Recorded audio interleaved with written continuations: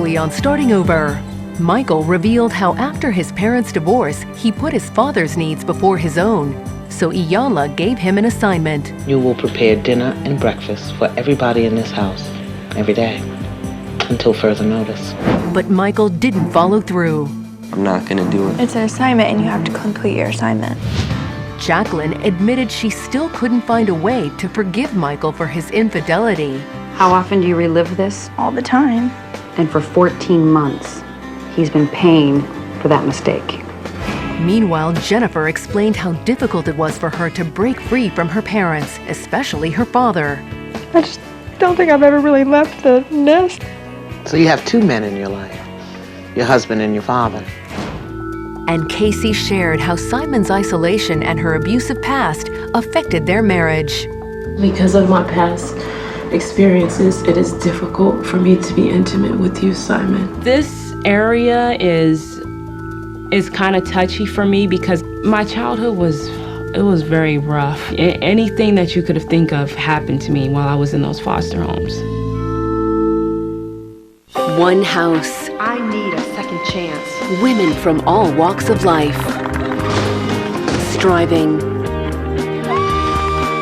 Bonding. Reinventing themselves. This house changed my life. Starting over. Life has never been this real.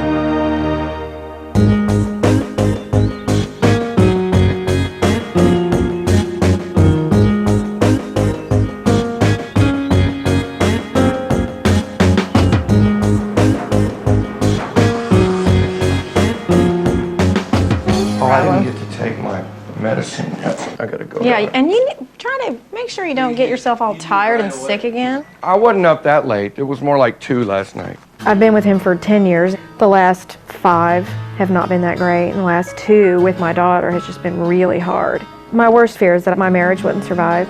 The whole sex thing, it's just been an element of our relationship that's been missing. And I just have put up a big wall. And there's all kinds of reasons that have led to it. A lot of them personal, a lot of them between us. I'm feeling like I do not want to be here. I think when you first start anything, it has its challenging times until you can get comfortable with it, but it's really tough. I want to welcome you to the Starting Over House. Some of you know that I'm the consulting psychologist on the show, so I'm going to be working with you guys during the 2 weeks and getting to know all of you.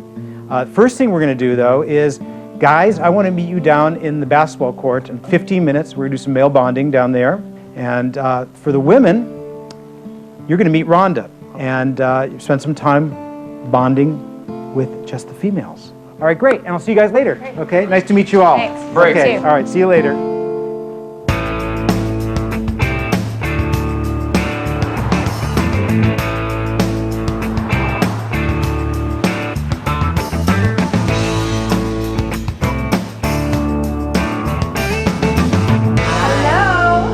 Communication is critical to a healthy relationship. I'm having breakfast with the women this morning to get down to the bottom of what does their man really mean when he's speaking? Do they really understand? Sometimes the most difficult thing to change with your spouse is your communication. How in the heck do we communicate our needs? How do they communicate? How do we translate what they're saying? How do they translate what we're saying? It's our responsibility to let them know what we need, not for them to read our minds. Exactly. They get angry at them when they don't get it right. Exactly. Because we need to educate our mates on our process. My husband, if I'm something other than a Stepford wife, calm, and he feels like it's personal. So I can be upset about something someone else does, and I come home and he takes it personal. So what's the thing you could say to him to educate him on your process? I had something happen today. It's not about you, Troy. Yeah. This is about me. Stay out of my business and be here for me, because this ain't about you. This isn't about our marriage. This isn't about the future. This is just about me right now. I mean, how many people felt misunderstood before they came to the Starting Over House? Yeah. How did you feel misunderstood, Casey? Just so seems like that I tell him something, but does he really hear what I'm saying? And I almost kind of want him to feel what I'm feeling. So you want him to have empathy? Not empathy, but just to understand. He'll go back to his same thing, and it just seems like it was completely ignored almost. Well, you bring up a really good point, Casey. We all want to be understood. I want to be understood. You want to be understood. I mean, that's the thing that we crave, is to be understood. But I also think for many of us, being understood means agreement. So one of the things that you have to be aware of is, are you really looking for agreement, or are you really looking for understanding?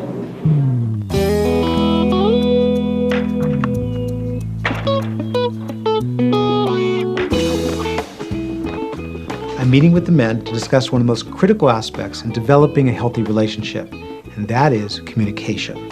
What I want to do today is I want to talk a little bit about the differences between how men and women communicate. Communication is really about sending a message and being sure that your message is received accurately. So for example, I just threw the ball to Simon, right? I threw the ball to him, he caught it, message received, okay? Message isn't received that way though. It's a lot like a basketball game. Eye contact, important because it shows you care, okay? Active listening, right? Because it shows that you're really trying to understand how someone feels, and open-ended questions so that your bias doesn't show, and so that you let your mate really come to you and talk about whatever they want to talk about. Casey gets really angry. She's really upset. What does she say? What's wrong with you? Why don't you get off me? I need space, I need privacy, I need my time. I need you to back me up in my career. Why aren't you doing this with Romero? What's wrong with you? You don't need to always tell me on how to raise her. You're not always right. Guess what? I want to hear how you respond to her, okay? Don't tell me to raise our child. Don't tell me what to do. Why are you sweating it? Don't tell me what to do. Good communication. Down for 10. Down for 10. This is boot camp. Give me 10. 10 good ones. Poor communication is a very serious issue, and it puts a couple in grave jeopardy. If they don't learn how to communicate effectively with their partners, they might just be leaving the starting over house. So what'd you do wrong with the communication? I shut her out. Okay, you not shut her out. You basically said to her, I'm not interested. I don't even care how you're feeling. I'm not interested at all. I don't even want to take the time to face you and let you talk to me. All right. Jacqueline. Okay, Jacqueline gets angry. How does she express it? I'm Michael. I can't believe you're doing this to me. Why are you being so cold? You just turn around and you won't let me in. You just shut me out. Now, that's her anger? Yeah.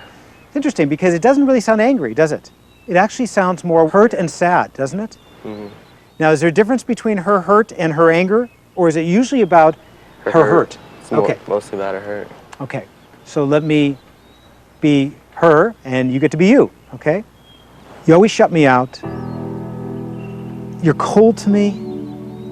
I don't even know what to do anymore. I can see that you're hurt and you're feeling a little confused. Because? Because... Make it simple. Okay, you're hurt because you feel I really don't care. Okay. Tell me how you felt misunderstood, Jacqueline. I just feel like, whenever I would express my feelings to Michael, he would just automatically take them as like an attack. Last year, Jacqueline lived through a terrible date rape, and now she's trying to repair her relationship with Michael, who cheated on her. But what she doesn't realize is that if she doesn't quit punishing him, she'll lose him forever. Do you think if you could give up being right and could be willing to be wrong, I can finally forgive? You can finally forgive Mike? Yeah. Mike has to prove his love to you every single day in this situation. I think you're afraid that he'll quit proving it if you forgive him. And then you won't know. And then you'd be lost. I'm feeling freer and freer to give myself to you completely. I'm not sure that I'm able yet to reciprocate. New women share their powerful stories. Everything I've done just has been so sinful and sensitive. Coming in 14 days.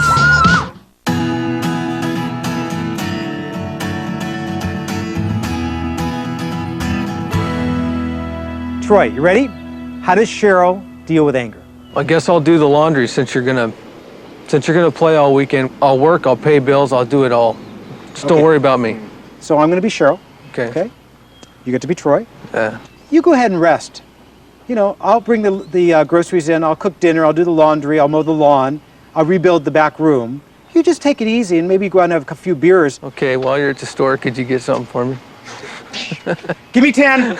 Give me 10. 1, 2. It appears that Cheryl and Troy's communication styles have the same quality, and that is underlying contempt. Contempt is serious enough an issue that it can be the most destructive factor in any relationship. So people who don't really want to directly communicate their anger will often use ridicule, sarcasm, some kind of humor. Here she's saying, oh, it's fine. You just rest, relax. I'll do all the work, okay? So what is she really saying to you? I hear I'm taking the whole load. Could you please help out? She's disappointed in you. Yes. She's got a lot of disappointment. A lot of disappointment. She's feeling overburdened, overwhelmed with other tasks. So if you said to her something like that, you might be able to get a little deeper into it. How about that? Yeah. So what I want you to do today is I want you to try to use some of these skills, okay? So instead of walking away, and I know this is hard for some of you, you sit there and say, you know what? I am really trying to be a better communicator, so give me a moment to respond. So have a great day. I will see you later. Use the skills, and your wife will say, where'd you come from?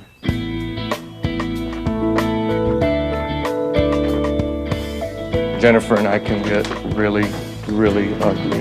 Doesn't that almost sound sarcastic though, when you're like, you feel, well, just cause like telling them how they feel? That's because like if we're talking as guys and some guy says that to you, you're like, yeah, pussy, get away from me. I'm gonna hit you right in the but chest. no, it's stuff works. I just sometimes it's just having the patience to let it to keep doing it.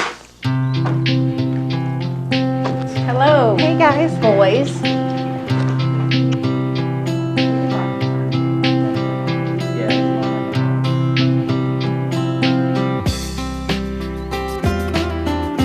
Good morning. I'm so glad to see that we've mixed it up a little bit. Guys on one side, girls on the other. These couples have come to the starting over boot camp because their relationship is on the brink of falling apart, the brink of caving in, the brink of ending, or, as we like to think of it, the brink of a breakthrough. Mr. Michael, did you cook breakfast this morning? No, I didn't. Why? Because I think the lesson that I was supposed to learn was for me to not cook breakfast.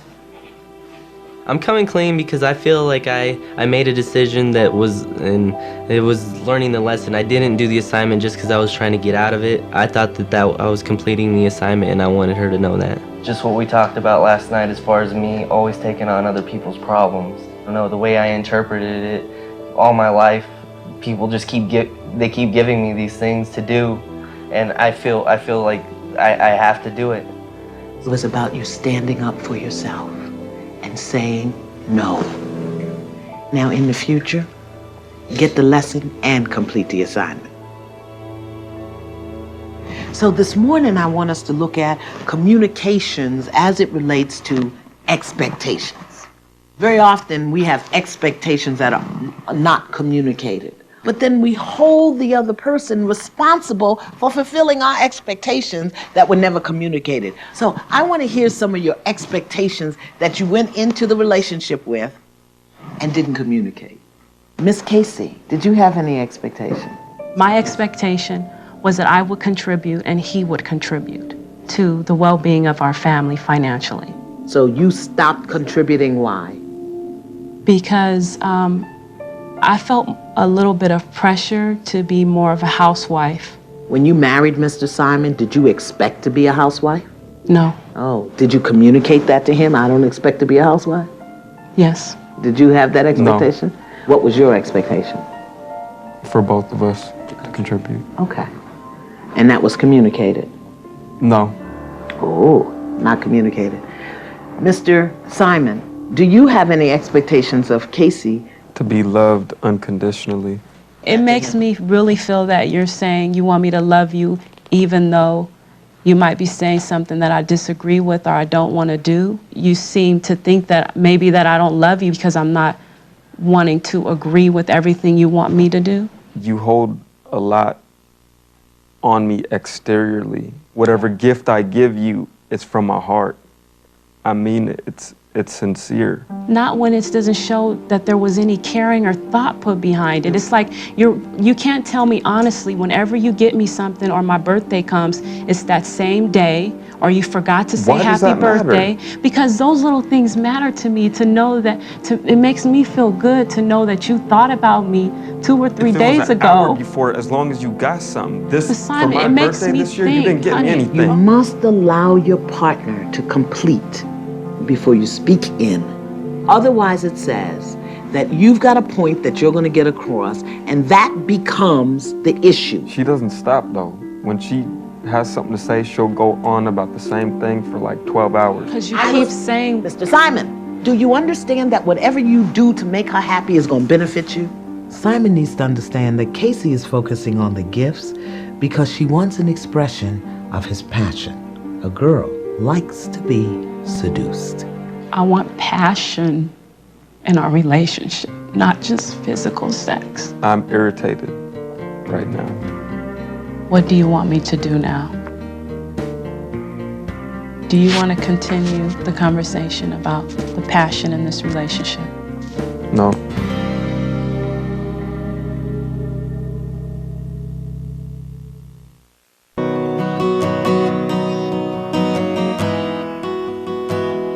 He's leaving you right now, Casey.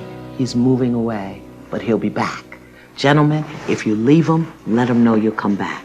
I can't talk to you now. I'll be back. Miss Cheryl, what was your expectation? To be involved in community and maybe not work and be a housewife. During the time I was at home with our son for the first 3 years was also the time when I went through depression. I think that you thought that wasn't working for me because I was depressed during that time. And you just pretty much have insisted that I work since. I thought you were too much idle time, too much time to think and dwell and stew. And How do you think we might have been able to correct that idle time? Hold on. Hold that thought. What's under that? There's something under that. You're getting ready to whack him. I don't know. I don't know what I wanted him to say. I was just curious because I know what the answer was. That's where I was getting him to go. No, don't get him to go there. That's inappropriate communication. If you come to the communication with the answer already imprinted in your mind, you're going to whack him, he's going to resist, he's going to rebel, and then you're going to fight. Anywho, what was your expectation of Mr. Lou in terms of provision, finances, foundation? I expected to be taken care of. And how did you expect that he would do that? Like my father, monetarily. Did you communicate that to him? No. Wow. And what did you expect, Mr. Lou? Mommy. Oh, mommy. Oh my God, y'all were looking for your parents. You're looking for daddy, you're looking for mommy. That's not called marriage, it's called incest. I think this is the first time that Jennifer has ever communicated to Lou that she expected him to take care of her. She wanted a daddy. When you realize that the father you had chosen to take care of you, that showed up in the body of Mr. Lou, couldn't live up to your expectations, what did you do? I just removed him from the relationship. I completely emasculated him. Mr. Lou, you expected her to be your mother. What did that look like? Somebody to take care of me because I can't take care of myself. And you so invited each other into your lives because the truth is you wanted the same things. She wanted to be taken care of and not think about it. And Mr. Lou, you used her, you manipulated her because the little boy in you simply needed to be nurtured, never been nurtured. Use your tools, use your skills, commune together, take sacred action together. And I'll talk to you later.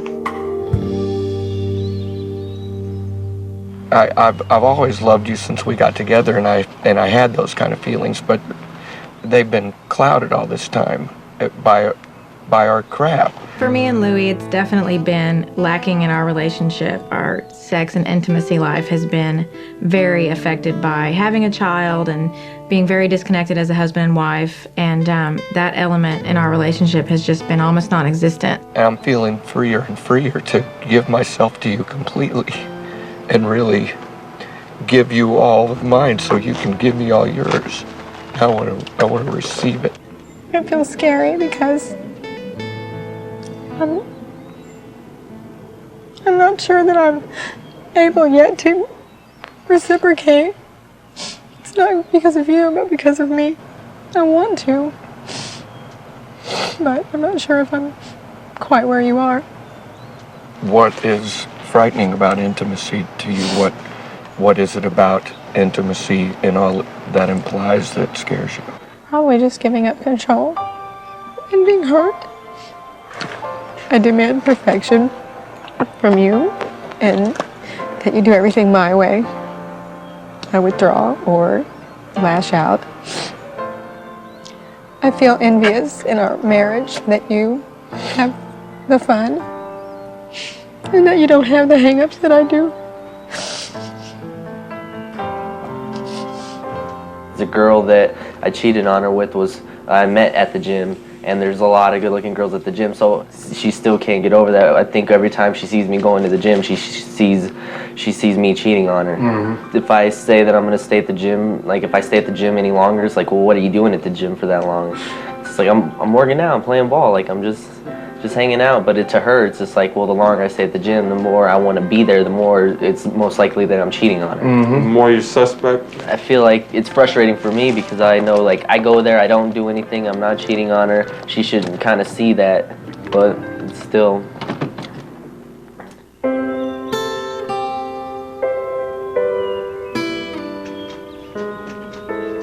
Hi. Hi. Hello. Come and have a seat down. Today, I want Simon to understand the distinction between making personal choices and imposing his judgments on his loved ones. What I hear, and I could be wrong, I'm willing to be wrong, your agreements are based on judgments. Right, wrong, good, bad, should, shouldn't. But when you disagree, I'm hearing, and I could be wrong, that's bad, that's wrong. It may not be the choice you'd make, but because you don't agree doesn't mean that someone else doesn't have the right to make that choice for themselves. Right. Yeah. When I wear something, you will say, oh, well, you want to look like a hoochie, or look how I don't say that. That's how hoes dress. That's not how a mother should dress around her daughter. Yeah, I agree with that. I have said that. I understand that you feel maybe tormented. Yeah. That I'm on you like that. That's not my intention. In my culture, women are very conservative. They're covered. I don't want that. Well, what do you want? Just less skin showing. She can wear tight clothes, whatever. Just less skin. I don't feel it's right to show that. That's for me. No, that's for her. That's for our bedroom. That's her body. She's made a commitment to you as her life partner, that she will honor that body, understanding that you share a common interest in the body, but it's not your body. So where can we meet in the middle? Because you can't be old world when it's convenient to you. Less skin is old world. This is a new world woman. Perhaps when you're feeling very unnurtured, when you're being sexually deprived, to see your wife That makes sense. dress provocatively, That makes sense. then it's really not about her clothes. It's about what you really need and want. She only dresses like that when she leaves. I want you to be sexy for me. How can I be sexy for you? By dressing the way you do when you go out for me.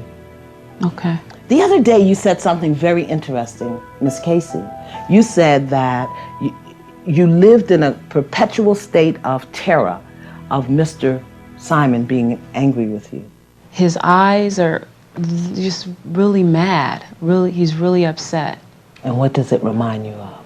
Of the stuff that... When was the first time you saw those eyes?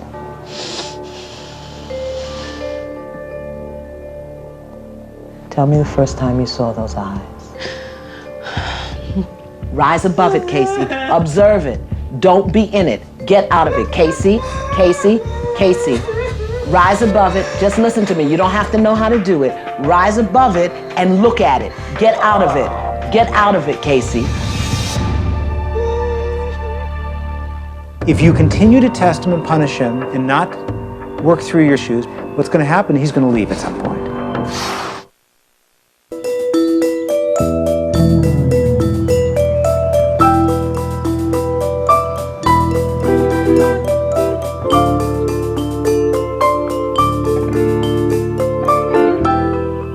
Rise above it, Casey. Observe it. Don't be in it. Get out of it, Casey. Casey. Casey. Rise above it. Just listen to me. You don't have to know how to do it. Rise above it and look at it. Get out of it. Get out of it, Casey. Okay, what I want you to do right now is put your arm around her and put her head on your chest so she can hear your heartbeat. I want her to hear your heartbeat. Yeah, I want you to just put her in your arms, put her head on your chest so she can... Good. Let her hear your heartbeat. Can you hear me?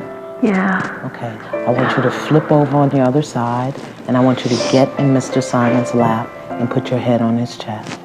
Yeah, there you go. There you go. You gotta hold her so she's safe. Good. This issue is controlling my life. So now I know that, and I know I have to heal myself of it. So tell me, when was the first time you saw those eyes? When I was a kid, Yeah, and tell me what happened. he touched me. What What do you want Mr. Simon to know about his eyes that frighten you, Miss Casey? That's okay, let it out.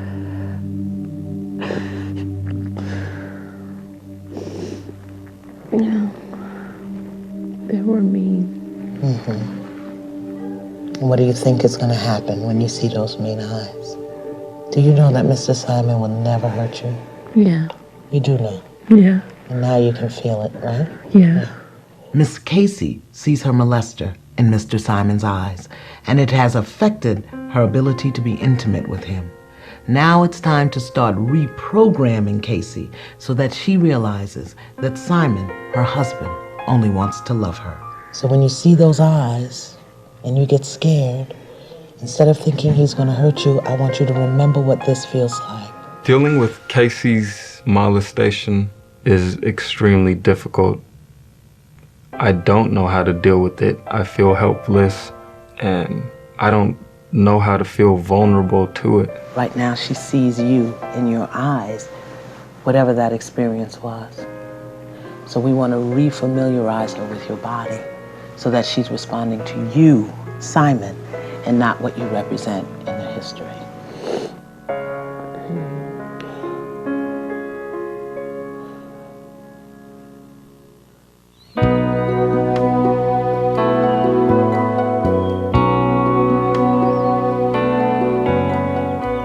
You're right in many ways about me being home and getting depressed, having too much idle time. You just lightened up when you went to work, so. I do think that it did help me get back out, but I may have gone to the extreme. I'm an extreme thinker.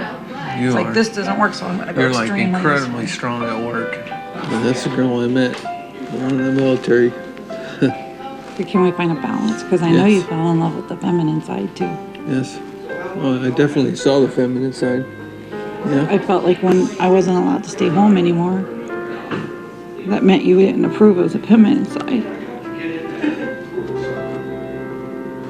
I approve.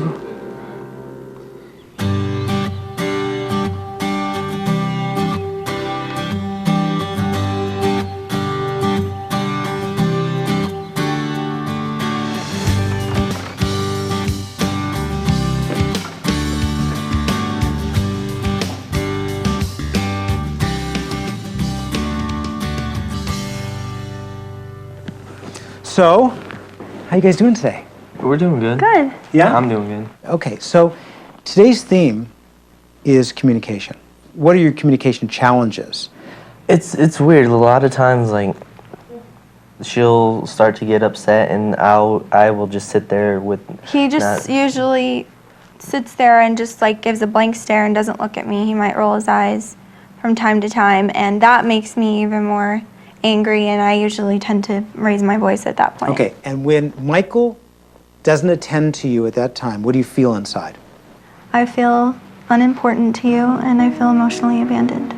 I kind of quit trying, and it's just like I can't win, so it's just, I shut myself off. I think I'm still seeing him as the bad guy, and I don't think that I should still be holding that grudge. But you keep on guard, right? Yes. You're the sentry on duty because you think you might be attacked again, right? Yeah, yes. Okay.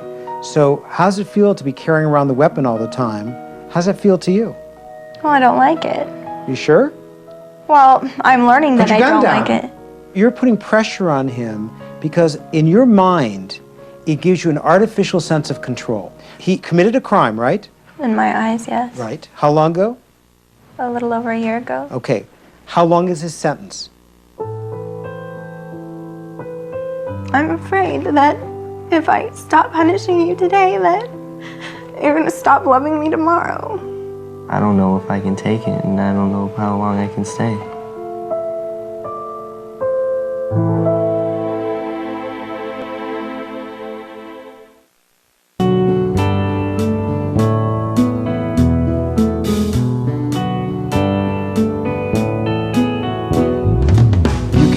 Live your life worrying about what someone else will do. We're responsible for ourselves. If he's not cheating on you today, it's not because you're putting pressure on him by punishing him. You know how to stop punishing him. You're just not sure you want to stop punishing him. I feel like it's a blind leap of faith. It's not a leap of faith about him, it's about you. It's about you giving up your anger and saying, I'm going to live my life in a positive, healthy way. Sometimes I wonder, like, because I was raped. When was that, Jacqueline? It was 2 months after he cheated on me. There have been times, and not lately, not recently, that he has held me responsible to a certain degree for that night. When she first told me about it, I was furious. I did question her, like, why would she put herself in that situation? When something like that happens, and when it was divulged to Michael, I don't think he could confront the rapist. So he had all this anger inside that you were abused in this way, and he took it out on you. Now the question becomes, do you think today he holds you responsible at all? No, I think really what it is I hold myself responsible to some level. So how much of your relationship is devoted to these two traumas in your life? I feel like it's something we deal with every day. If it's not him cheating, it's the rape. How is the rape coming up all the time? We Why? don't have much of a sex life at all. I know that's my fault. So you have flashbacks? Mm-hmm. Images of that? Mm-hmm. Okay. Did you go through any counseling? Any A little bit. I don't feel like I've really recovered or ever. Yeah, you're still stuck in it to some degree. So when Michael approaches you sexually, what is it that comes up for you? I honestly see this guy's face. That guy's on top of me again. And I can feel that because I know there's no eye contact. There's looking I just away. close my eyes. If you close your eyes, then you can have the visual hallucination. If you don't close your eyes, you can actually look at your significant other's face and see it's not your rapist. You put yourself in this real box because whichever way you turn, it doesn't feel right. Right. What can he do to help the situation? I don't know what I could ask of you to make it better. It feels like it's really hard for you to tell me, and when you do find out, you can let me know. I'll listen. That was very good communication, Michael. I feel so responsible for being here. If you continue to test him and punish him and not work through your sexual issues, because I understand they're really difficult and painful, but to work through them, Right. what's going to happen, he's going to leave at some point. And you're going to be right, but you're going to be alone. I wish I could just stop punishing him, but I'm not ready to. When you decide this is no longer about him, this is about you, you're going to stop. It could be in 15 minutes or it could be in 15 years. You get to choose. Yeah. Okay? Okay.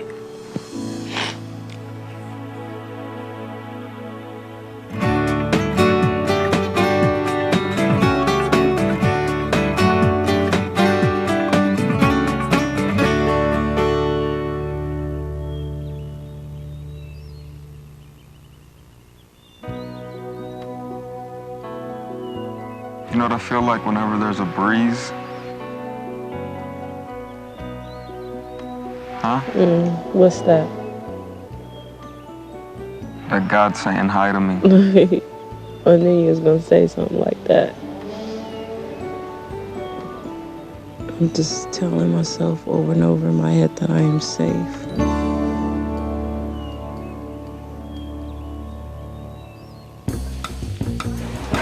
Cheryl, how do I cut broccoli? Just break it up into little pieces like this. Oh, okay, like little trees. Yeah. Cheryl automatically gives off that motherly feel to me. She just seems very much like she has maternal instincts. Just, it's so funny because it seems like we all came here thinking that we were gonna get help on one thing, and I think it's been like totally brought to our attention that there are definitely other issues. I'm that like controlling, jealous, not trusting girlfriend. Like that's what I am right now. You know, you gotta imagine how much fun is he having? Right, see, I know. Why am I sitting over here feeling sorry for myself when I'm doing that to him? You were hurt. I've been in your shoes, and I know how it feels to want to punish and control. Yeah, and it's just, I think it's just out of fear, and that's not his fault.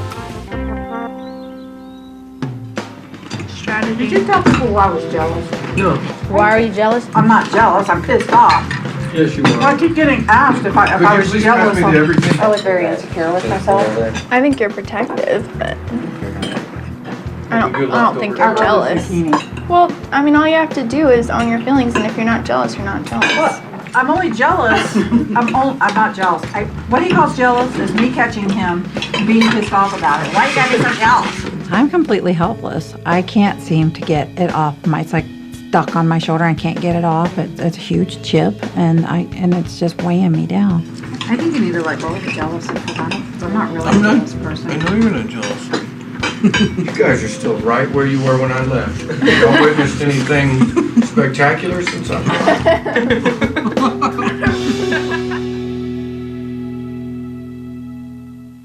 Which man is being most resistant to couples boot camp? To vote, text A, B, C, or D to 76898. That spells SOTXT on your mobile keypad.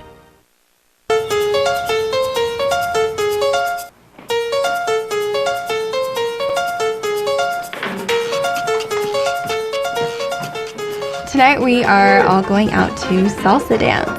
I'm really excited. I have always wanted to learn how to do salsa. I think tonight we're going to be learning how to communicate with our bodies, which is kind of cool.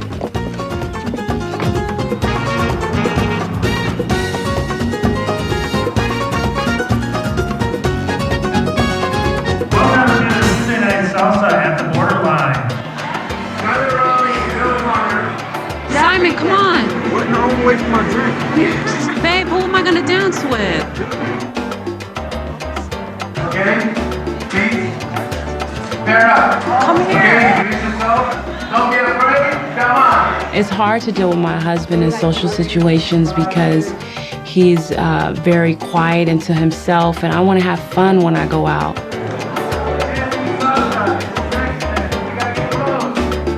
Are we ready? All right, good. Now, salsa is about love. 1, 2, 3. Dancing together is one of the purest forms of intimacy.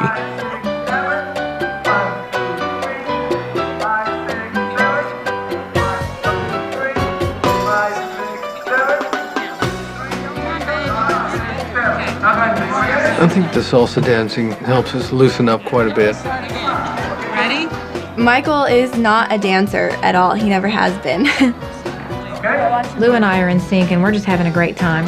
Just keep looking at my feet and you always do the opposite of what I do, okay? At first, I was dancing with Casey. It was cool, but then she started coaching me. Listening to the instructor and taking instructions from her wasn't working for me. It was irritating. I was just trying to get instruction from him. Casey's definitely irritated. Because I wasn't listening to her, and so no chemistry. This is salsa. This is sexiness. We gotta get close. All right? We're gonna pretend that we're in love, even if we're not in love. Okay?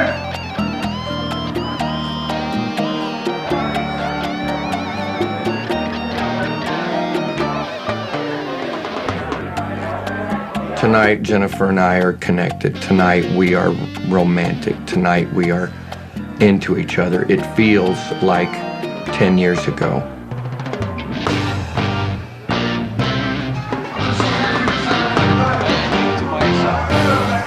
Even though we're dancing together, I'm thinking, the steps. I'm thinking front, back, left, right. Can you not accept the fact that you stepped on my toe? Yes, I did step on your toe. And do I have a right to say, ow, crap, that hurts? Yes, you do. The night is ending with an unhappy Cheryl. Not the same Cheryl that showed up at the club. And you tore into me for being jealous. The fact was I was right, and you had an opportunity to tell me. We don't communicate when we argue, so we shut down and head a different direction.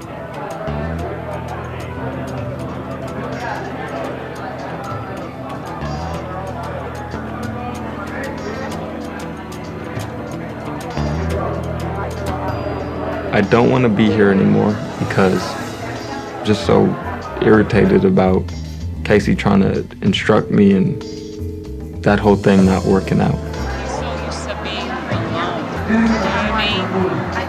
And I think that's how his dad is. And that's how he was raised. But he don't see that, but I see that. It is very hard dealing with Simon. I feel very alone and frustrated and upset and mad. I'm just very, very annoyed.